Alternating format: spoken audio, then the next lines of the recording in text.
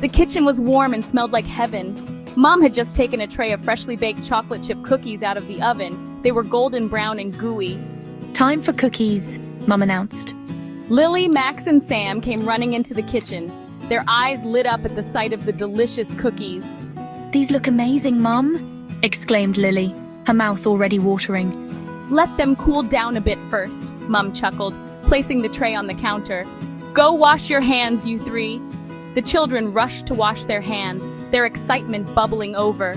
They couldn't wait to sink their teeth into the warm, chocolatey goodness. Finally, the cookies were cool enough to eat. But when the children returned to the kitchen, they were met with a shocking sight. The cookie tray was almost empty. Only a few crumbs remained. "Where are the cookies?" gasped Max, his eyes wide with disbelief. "Did someone eat them all?" "This is so unfair," cried Lily, her face crumbling like a forgotten cookie. "We were really looking forward to eating them." Sam, usually the quietest of the three, scratched his head in confusion. "This is very strange," he murmured. "It's like the cookies vanished into thin air." Determined to get to the bottom of the mystery, the three friends decided to turn into detectives. "We need to investigate," declared Sam, puffing out his chest. "We need to find the cookie culprit." "I'll be the note-taker," chirped Lily, grabbing a pen and paper. "I'll write down all the clues we find." "Let's search for evidence," he exclaimed. "There's gotta be a cookie thief lurking around here somewhere." And so, the three junior detectives set off on their mission to solve the curious case of the missing cookies. The children searched every nook and cranny of the kitchen. They looked under the table, behind the curtains, even inside the cupboards. But they found no trace of the missing cookies. Suddenly, Sam noticed something on the floor. "Look!" he exclaimed, pointing to a trail of tiny crumbs leading out of the kitchen. "Footprints!" cried Max. "The cookie thief must have dropped crumbs while making their getaway." Lily meticulously noted down their observation. "Okay," she said, her brow furrowed in concentration. "The crumbs lead towards the living room. Let's follow them." With bated breath, the children tiptoed into the living room, following the trail of crumbs. They peeked under the sofa, behind the armchairs, and even inside the toy basket. But the cookie thief was nowhere to be seen.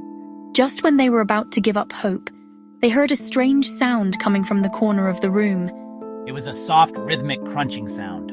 Cautiously, they approached the source of the noise. And there, in the middle of a pile of cushions, lay their furry suspect, Buster, the family dog.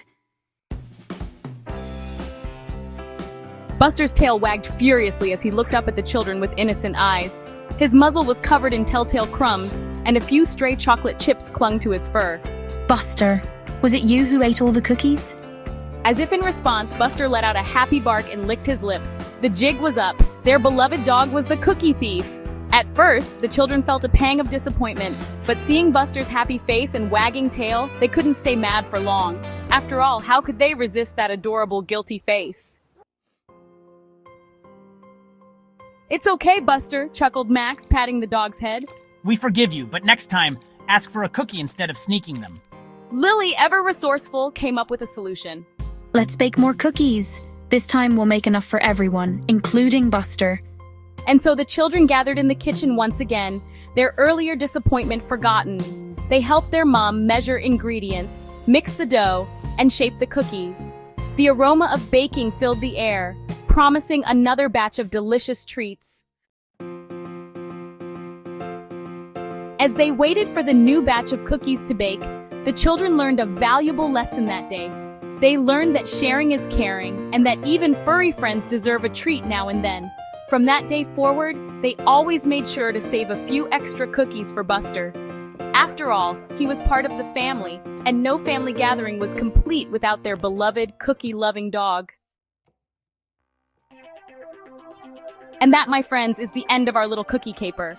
Remember, sharing is caring, especially when it comes to delicious, freshly baked cookies.